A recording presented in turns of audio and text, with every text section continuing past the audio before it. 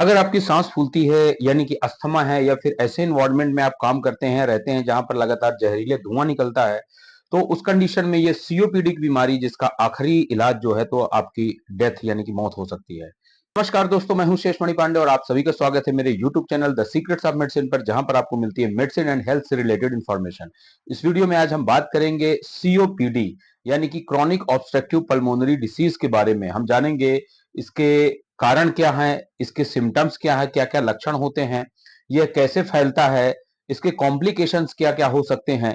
तो वीडियो को लास्ट तक जरूर देखें और अगर आप पहली बार मेरे चैनल पर विजिट कर रहे हैं या अभी तक मेरे चैनल को सब्सक्राइब नहीं किए हैं तो रिक्वेस्ट करूंगा कि चैनल को सब्सक्राइब कर ले और साथ ही बेल आइकन दबा दें। तो चलिए अब हम वीडियो में आगे बढ़ते हैं।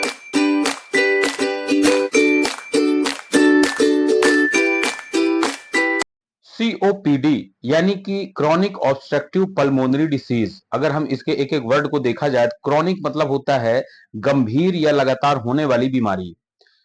सी फॉर क्रॉनिक हो गया और ओ फॉर ऑब्स्ट्रक्टिव। ऑब्स्ट्रक्टिव का मतलब होता है अवरोध, ऑब्स्ट्रक्शन। तो ये बेसिकली जो हमारे एयरवेज में ऑब्स्ट्रक्शन बनाता है, अवरोध बनाता है, जिसकी वजह से हम जो सांस लेते हैं ऑक्सीजन मिलती है उसकी इनसफिशियंसी होने लगती है। पल्मोनरी मतलब होता है हमारे फेफड़े और हमारे वायु मार्ग यानी कि एयर पैसेज में होने वाली समस्याएं, इन्फ्लेमेशन, सूजन। तो इस प्रकार से देखा जाए तो क्रॉनिक ऑब्स्ट्रक्टिव डिसीज एक प्रकार की ऐसी बीमारी है जो कि हमारे फेफड़ों और हमारे एयर पैसेज को अफेक्ट करती है, उनमें इन्फ्लेमेशन या उनमें डिग्रेडेशन होने लगता है, डिजनरेशन होने लगता है। और ये जो सिम्टम्स ही आगे डेवलप करते हैं जिसमें कि मुख्य रूप से जो लक्षण पैदा होते हैं वो सांस लेने में तकलीफ होना, ये बहुत ज्यादा खांसी आना जिसमें कि सीटी जैसी आवाज निकलना है, स्पेशली काम करते वक्त काफी समस्याएं आती हैं। इसके अलावा डिप्रेशन, आपके लीवर डैमेज हो सकता है, आपके लंग्स को कैंसर हो सकता है, इवन आपके हार्ट से रिलेटेड प्रॉब्लम्स, हार्ट अटैक तक ये से एसोसिएटेड हो सकते हैं। तो ये बीमारी बहुत ही गंभीर बीमारी है, इसका ट्रीटमेंट नहीं है, लेकिन अगर समय रहते इसका इलाज किया जाए तो इसे मैनेज किया जा सकता है, इसके प्रोग्रेशन को रोका जा सकता है। सीओपीडी एक इरिवर्सिबल है यानी कि ये एक तरह की ऐसी बीमारी है जो लगातार होने वाली बीमारी है और इसके सिम्टम्स को हम रिकवर करने में नाकाम हो सकते हैं। अभी तक इसका इलाज नहीं हुआ है, तो इस बीमारी के बारे में हम डिटेल में जानते हैं। सीओपीडी हमारे लंग्स और हमारे ब्रोंकाई एल्वियोलाई में होने वाली बीमारी है जो कि इसमें इन्फ्लेमेशन होता है, स्वेलिंग आती है और उसकी वजह से काफी ज्यादा म्यूकस निकलता है और ऑक्सीजन की इनसफिशियंसी हो जाती है, सांस लेने में तकलीफ होती है और धीरे धीरे ये लंग्स का कैंसर भी बना सकती है। तो इसके कारण क्या होते हैं? इसका जो सबसे बड़ा मुख्य कारण होता है वो है इरिटेटिंग केमिकली स्मोक, यानी कि ऐसा धुआं जिसमें कि पॉइजन्स हैं जो हमारे शरीर के लिए नुकसानदायक हैं। ये पॉइजन हमें सिगरेट में स्मोकिंग के थ्रू मिल सकते हैं या ऐसे इन्वायरमेंट में लगातार एक्सपोजर में रहना जहां पर जहरीला धुआं निकलता है, जैसे कि फैक्ट्री है या माइंस एरिया है। तो ऐसी जगहों पर रहने के कारण ही ये जो सीओपीडी हमारे लंग्स को अफेक्ट करता है। तो इसके कॉमनली टू टाइप्स होते हैं। पहला है एक क्रॉनिक ब्रोंकाइटिस, दूसरा है एम्फीसिमा। क्रॉनिक ब्रोंकाइटिस मतलब होता है आइटिस, जहां पर भी लगा होता है उसका मतलब होता है इन्फ्लेमेशन। ब्रोंकाई कहलाता है कि जो हमारे नली होती है फेफड़ों तक जाती है जो ऑक्सीजन को लेके, उसे जिसे हम ब्रोंकाई कहते हैं। तो उन नलियों पर इन्फ्लेमेशन हो जाना यानी कि इन्फेक्शन के कारण भी हो सकता है या किसी इरिटेंट पोल्यूटेंट के कारण हो सकता है। तो ये इन्फ्लेमेशन के कारण क्या होता है कि वहां पर बहुत ज्यादा थिक म्यूकस कलेक्ट होने लगता है। ये थिक म्यूकस हमारे जो एयर का फ्लो है उसको लिमिटेड करने लगता है, जिसके कारण प्रॉपर हवा नहीं आ पाती, ऑक्सीजन नहीं आ पाती है और प्रॉपर ऑक्सीजन न मिल पाने के कारण ऑक्सीजन की इनसफिशियंसी होती है, जिसके कारण हमें सांस लेने में तकलीफ होती है और भी दूसरे सिम्टम्स डेवलप होने लगते हैं। दूसरा जो टाइप है वो एम्फीसीमा। एम्फीसीमा काफी सीवियर फॉर्म होता है जब लगातार इन्फ्लेमेशन होता है और जो पोल्यूटेंट हैं, जो आपकी बॉडी के लिए नुकसानदायक जो जहरीले सब्सटेंसेस हैं वो लगातार एक्सपोजर में आ रहे हैं आपके लंग्स में। तो धीरे धीरे क्या होता है कि एल्वियोलाई जो कि हमारी एक छोटी गुब्बारे नुमा संरचना होती है जो कि थैली के समान गुच्छों में पाई जाती है, ये ठीक उसी प्रकार से काम करती है जैसे किसी गुब्बारे में आप हवा भर दो तो फूल जाती है और उसको छोड़ दो तो पिचक जाती है। सेम ऐसे ही काम करती है, एयर को बांध के रखती है और ये फिर वहां से एयर को ऑक्सीजन को हमारे ब्लड स्ट्रीम तक लेके जाती है और ब्लड के थ्रू हमारे पूरे शरीर में ऑक्सीजन मिलती है। तो ये इसमें एक तरह का डिस्ट्रक्शन होने लगता है जो कि इरिवर्सिबल होता है, जिसकी वजह से ऑक्सीजन की लिमिटेशन हो जाती है, ऑक्सीजन का जो फ्लो है वो लिमिटेड हो जाता है, उसकी वजह से ऑक्सीजन की इनसफिशिएंसी होती है और काफी सीवियर सिम्टम्स इसमें डेवलप होने लगते हैं। तो अगर इसे मैनेज ना किया गया, इसे इग्नोर किया गया या प्रिकॉशन ना रखी गई तो ये गंभीर रूप ले सकता है, जिसमें लंग्स का कैंसर तक हो सकता है। और स्पेशली जिन लोगों को अस्थमा है और वो लगातार स्मोक के कांटेक्ट में है या सिगरेट पी रहे हैं, तो फिर उन्हें कोई नहीं बचा सकता है और ये काफी लाइफ थ्रेटनिंग सिचुएशन आ सकती है।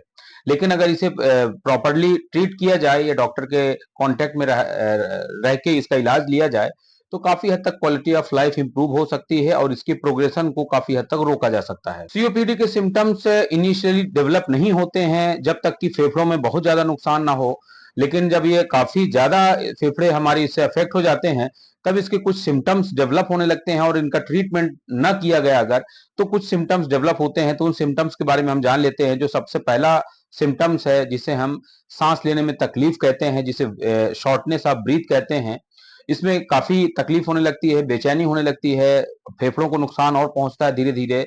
तो शॉर्टनेस ऑफ ब्रीथ हो। दूसरा, आपको कफिंग बहुत ज्यादा होगी, कफ में आपको म्यूकस ज्यादा डेवलप होगा जो कि सफेद, हरा या पीला कलर का हो सकता है। ये म्यूकस बहुत ज्यादा जमा होने के कारण भी सांस लेने में तकलीफ होती है।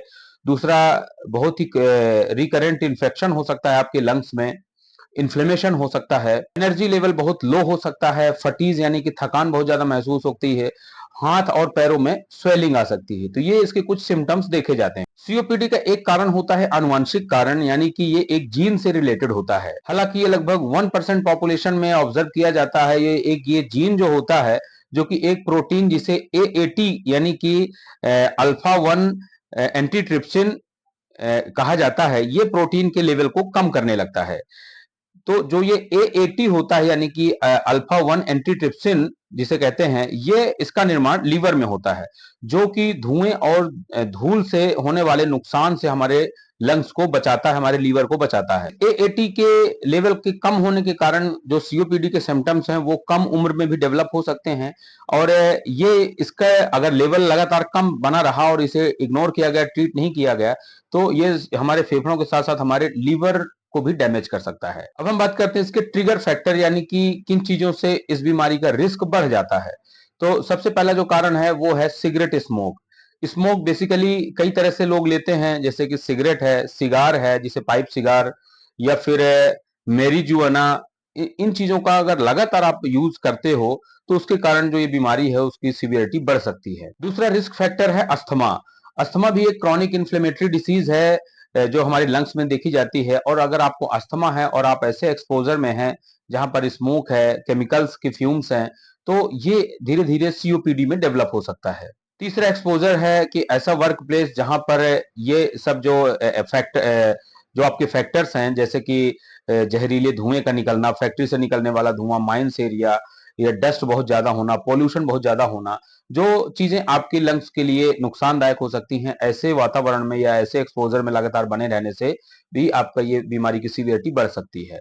इसके बाद लास्ट में आता है जेनेटिक्स, जैसा कि हमने डिस्कस किया, कि जिसके लिए रिस्पॉन्सिबल होता है एएटी यानी कि अल्फा 1 एंटीट्रिप्सिन। अब हम बात करते हैं कि सीओपीडी डिसीज में क्या क्या कॉम्प्लिकेशन देखने को मिलते हैं, क्या क्या परेशानियां आपको और देखने को मिल सकती हैं।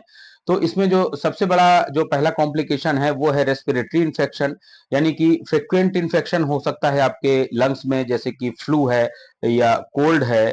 तो इस तरह के इन्फेक्शन, निमोनिया है, इस तरह की जो कॉम्प्लिकेशन है आपको बढ़ सकते हैं। हार्ट से रिलेटेड डिसीज का खतरा बढ़ सकता है, इवन आपको हार्ट अटैक भी हो सकता है। दूसरा कॉम्प्लिकेशन ये देखने को मिलता है। तीसरा जो कॉम्प्लिकेशन है, अगर इसकी सीवियरिटी बढ़ती चली गई तो लंग्स का कैंसर भी हो सकता है।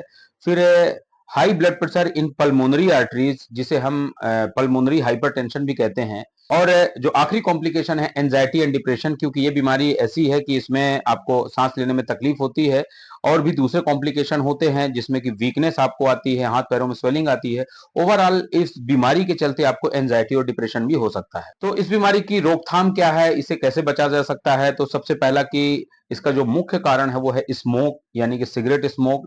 दूसरा स्मोक जो इरिटेटिंग स्मोक है, जो कि जहरीले जहरीले केमिकल्स हो सकते हैं या तो फैक्ट्री से या पर्टिकुलर उस वर्क प्लेस से जहां पर आप रहते हैं, जहां पर एक्सपोजर है, तो उन चीजों के संपर्क में कम रहना या अवॉइड करना, यही एक इसका उपाय है। दूसरा है आपको एनुअली फ्लू वैक्सीनेशन लेना चाहिए ताकि आपको निमोनिया जैसे या नॉर्मल कफ कोल्ड और ब्रोंकाइटिस जैसी समस्याएं कम हो सकें। तीसरा, अगर एंजाइटी डिप्रेशन भी साथ में है तब आपको रेगुलर डॉक्टर के टच में रहना चाहिए। तो ये थी सारी जानकारी सीओपीडी के बारे में। तो मुझे उम्मीद है कि ये वीडियो आपको पसंद आएगा और ऐसी मेडिसिन एंड हेल्थ से रिलेटेड वीडियोस के लिए आप हमारे चैनल को सब्सक्राइब करें और साथ ही बेल आइकन दबा दें। तो मिलते हैं नेक्स्ट वीडियो में। Thank you so much for watching.